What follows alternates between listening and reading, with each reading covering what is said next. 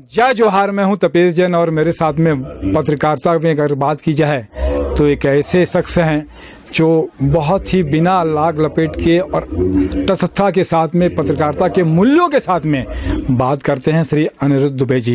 अनिरुद्ध भाई, आपका स्वागत है।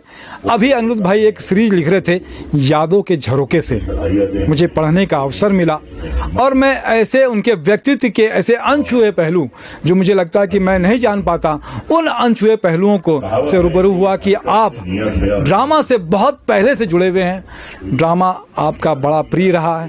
पढ़ाई में कमजोर होने के बाद भी जर्नलिज्म की पढ़ाई में चौथे स्थान पर आपने प्राप्ति की, बहुत अच्छी बात लगता है। संघर्ष भी दिखता है इस जीवन में। इस जीवन में ऐसा लगता है कि जो करना चाहिए वो होता भी है। बहुत सारी चीज़ें अनिरुद्ध भाई की अच्छाइयाँ हैं, आज हमारे साथ में हैं। हम उनका स्वागत करते हैं, उन्हीं की जबानी सुनते हैं। अनिरुद्ध भाई, बहुत बढ़िया स्वागत है आपका। यादों के झरोके से आपको कैसे लगा कि यार लिखना चाहिए? देखिए, क्या है कि अभी कोरोना लॉकडाउन ये जो पीरियड चल रहा था तो वक्त काटना बड़ा मुश्किल हो रहा था और मैं खुद कोरोना का शिकार हो गया था। उसके बाद जब मैं लौटा तो निश्चित रूप से परहेज करना था और ज़्यादा से ज़्यादा वक्त जो है घर में ही काटना था। फिर क्या किया जाए, फिर लगा कि संस्मरण लिखने की दिशा में हम आगे बढ़ें। एक्चुअल में क्या है कि मैं पत्रकारिता से जुड़ा रहा हूँ और 30 साल से ज़्यादा की मेरी पत्रकारिता है, तो मैं जो लिखना चाह रहा था वो चाहता था कि पूरी तरह वो जो है पत्रकारिता पे फोकस्ड हो, जो मेरा अखबार का करियर रहा है, जो मेरी मैगजीन का करियर रहा है। लेकिन क्या है कि वो लिखते जो शुरुआत हुई तो लिखते लिखते जो है दिशा एकदम बदल गई। मैंने शुरुआत बचपन से की और ईश्वर की ऐसी कुछ कृपा है कि मेरी मेमोरी बहुत तेज है, मेरी याददाश्त बहुत तेज है। दृश्य जो होते हैं वो मेरे जहन में बस जाते हैं। तो मैंने पहला एपिसोड शुरू किया तो थोड़ा सा उसमें राजनीति की बातें, तो ये बातें, तो उसमें सबसे पहला जो जिक्र आया सिनेमा का, क्योंकि मैं बचपन से ही सिनेमा के प्रति मेरे मन में एक अजीब सा पागलपन रहा है। सिनेमा के पोस्टरों को देखने का शौक, और जब भी वक्त मिलता, मैं मिडिल स्कूल में पढ़ा करता था तो टाकीजों में पहुंच जाता था। वहाँ पे सिनेमा हॉल के भीतर जो फोटो सेट लगे रहते थे उनको देख के बहुत आनंदित हुआ करता था।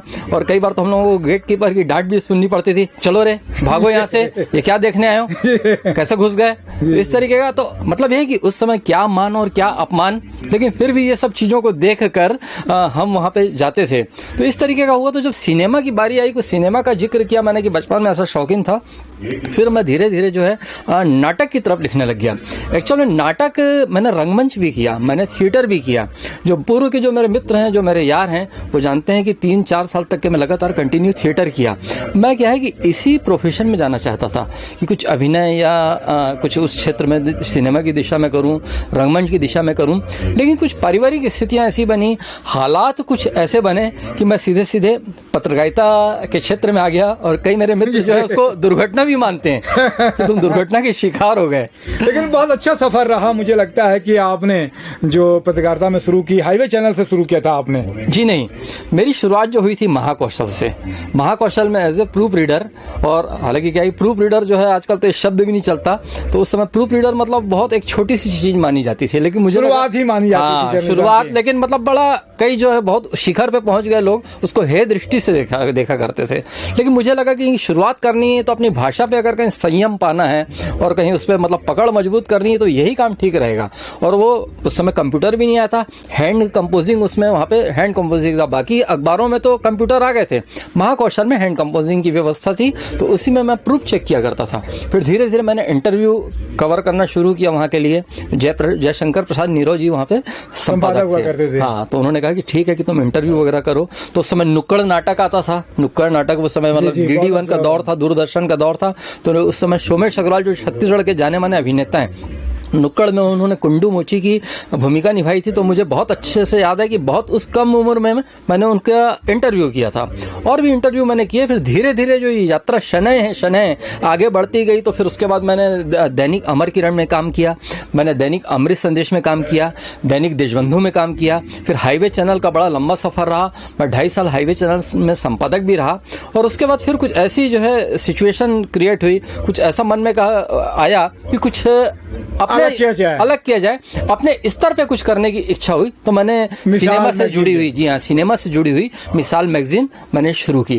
बहुत अच्छा लगता है। अनिरुद्ध भाई, कौन से नाटक में आपने अभिनय किया और कौन डायरेक्टर थे उसके? जी, मैंने शुरुआत की थी सुबह के लिए नाटक से। सुबह के? हाँ, श्रीमती नीलू मेघ बहुत अच्छा है, जानी मानी नाम है, कवित्री जी, हैं। जी, बहुत और वो जब थिएटर करती थी तो नीला अहमद के नाम से करती थी। तो सुबह के लिए ड्रामे से मैंने शुरुआत की, क्योंकि वहाँ पे अच्छे अच्छे आर्टिस्ट थे। तो फिर मेरे को लग रहा था कि पता नहीं कुछ रोल वोल मिलेगा ही नहीं। तो बोले तुम हारमोनियम थोड़ा बहुत बजा लेते हो तो एक काम करो, तुम हारमोनियम बजाने वाले की भूमिका निभा दो इसमें। तो फिर धीरे से मैं वहाँ पे हारमोनियम लटका के वहाँ पे बजाने का काम करता था। धीरे से फिर मैंने मैडम से अनुरोध किया 2-4 डायलॉग भी दे दीजिए, तो उन्होंने 2-4 डायलॉग भी दे दीजिए। तो उस समय धर्मसिंह मोरारजी केमिकल्स करके एक बहुत बड़ा कारखाना कुम्हारी के पास हुआ करता जी। और वहाँ पे जो नाट्य स्पर्धा होती थी वो अखिल भारतीय स्तर की होती थी। तो सुबह के लिए ड्रामा जो है उस नाट्य समारोह में गया, उस कंपटीशन में गया और बहुत अच्छा उसमें प्रदर्शन भी रहा था सुबह के लिए। और मेरी छोटी सी भूमिका थी, वहां से मेरी शुरुआत हुई। उसके बाद फिर मैंने जाने माने जो है देश के बहुत बड़े व्यंग्यकार शरद जोशी जी, उनका एक लिखा हुआ ड्रामा है अंधों का हाथी। अंधों का हाथी मैंने किया था, जो अख्तर अली जी के निर्देशन में हुआ था। उसमें मैंने अंधे 4 की भूमिका निभाई थी। फिर उसके बाद जो है ताम्रपत्र किया, ये फुल लेंथ का ड्रामा था। मेरे ख्याल से उसकी अवधि जो थी 2 घंटे 20 मिनट थी। तो उसमें मैंने स्वतंत्रता संग्राम सेनानी के बेटे का रोल किया। और ये भी देखिए संयोग है, उसमें तो खैर जो है ताम्रपत्र ड्रामे में तो जो है स्वतंत्रता संग्राम सेनानी रहता नहीं, वो बनने की कोशिश करता है। लेकिन वास्तविक जीवन में मेरे पिताजी जो है पंडित हनुमान प्रसाद दुबे, वो स्वतंत्रता संग्राम सेनानी थे। तो एक अलग तरह की फीलिंग थी ताम्रपत्र में। और उसके डायरेक्टर थे जलील रिजवी जी। बहुत बढ़िया नाम है। और कौन से ड्रामा किया आपने, अगर इसके अलावा अगर याद जी? उसके अलावा मैं शाहनवाज प्रधान, जो आज बॉलीवुड में बहुत बड़ा नाम है। शाहनवाज भाई को सब जानते हैं। सब जानते हैं। तो उनके निर्देशन में उस समय वो रायपुर में थे। तो मैंने उनके सारे सर्वनाम और चिड़िया 2 ड्रामे जो मैंने उनके निर्देशन में किए। सारे सर्वनाम जो व्यंग्यात्मक था और चिड़िया जो ड्रामा था वो एक प्रयोगवादी ड्रामा था। हबीब भाई के बड़े शिष्य हैं शाहनवाज भाई। रईस में काम किया आपने, और एक पिक्चर आई थी फैंटम, उसके मुख्य विलेन अगर थे तो शाहनवाज भाई थे। बहुत ही जबरदस्त आर्टिस्ट काम किया।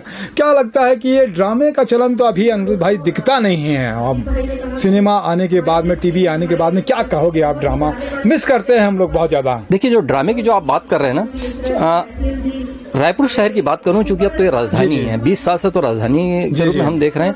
90 का जो दशक था, 90 का दशक और जो है 80 का दशक, वो थोड़ा सा वास्तव में बहुत मतलब रुकावट वाला था, बहुत रेंग रहा था यहाँ पे रंगमंच। लेकिन ये है कि छत्तीसगढ़ राज्य बनने के बाद मैं देखा हूँ कि यहाँ पे एक गति है, एक दिशा है। और यहाँ पे सेमिनार होते हैं, यहाँ पे वर्कशॉप होती है, लोग चुपचाप काम कर रहे हैं एक्चुअल में, बिना शोर शराबे के। और लेकिन आप गहराई से जाके देखें तो यहाँ ड्रामा निरंतर हो रहा है और बहुत अच्छे अच्छे ड्रामे हो रहे हैं यहाँ पर। राजकमल नायक जी सक्रिय हैं, जलील रिजवी जी हैं, मिर्जा मसूद जी हैं, बहुत अच्छे लोग सक्रिय हैं। और भी बहुत सारे नाम हैं। क्या लगता है कि पत्रकारिता में जो आप रंगमंच के बाद में दोनों में जो हो गया, अभी तो छूट गया आपका रंगमंच, आप मिस करते हो कि नहीं करते हो? देखिए, रंगमंच को और सिनेमा को मैं जीने की कोशिश करता हूँ, तो मैंने लिख के जीने की कोशिश करता हूँ। मैं लिखता हूँ तो कहीं ना कहीं सिनेमा और रंगमंच मेरे दिमाग में रहता है, क्योंकि मैं उसी से जुड़ी बातें लिखता हूँ। तो मैं कहीं ना कहीं उसको जी रहा हूँ। मैं संगीत को भी जीता हूँ। मैं आपको बताऊँ, अच्छा, बहुत बड़ी बात है। मैं संगीत का भी स्टूडेंट रहा। मैं गायन का स्टूडेंट था मैं। और मैं लिखता हूँ तो देखिए क्या है कि भाषा की भी अपनी एक लय होती है। जो बहुत बारीकी से सब चीजों को समझते हैं तो जान पाते हैं कि भाषा की भी अपनी एक रफ्तार है, लय है। तो मैं संगीत को भी जीता हूँ। कोई गाना सुना सकते हो क्या अनिरुद्ध भाई, आप अगर संगीत में गायन में कर रहे थे, कोई जैसा भी आया, टूटा फूटा जैसा भी आपके सम बने? तो देखिए, आपने तो मुझे बहुत कठिन मोड़ पर लाकर खड़ा कर दिया। फिर भी चलिए मैं 2 लाइन में गुनगुनाने की कोशिश करता हूँ। मोहम्मद रफी साहब की आवाज में है, गुलजार साहब का लिखा हुआ। जब भी ये दिल उदास होता है, जाने कौन आस पास होता है। जब भी ये दिल उदास होता है, जाने कौन आस पास होता है। जब भी ये दिल उदास होता है, होठ चुपचाप बोलते हो जब सांस कुछ तेज तेज चलती हो, आंखें जब दे रही हो आवाजें, ठंडी आहों में सांस जलती हो।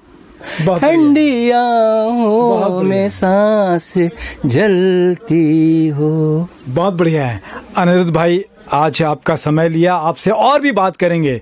दो पहलुओं पर आपसे बातचीत हुई, लंबी ना हो जाए क्योंकि लंबी लोग देखते नहीं हैं। फिर टुकड़ों में फिर आपसे बात करेंगे। आपने समय दिया इसके लिए धन्यवाद। अंटू भैया भी है। जय जोहार, जय छत्तीसगढ़।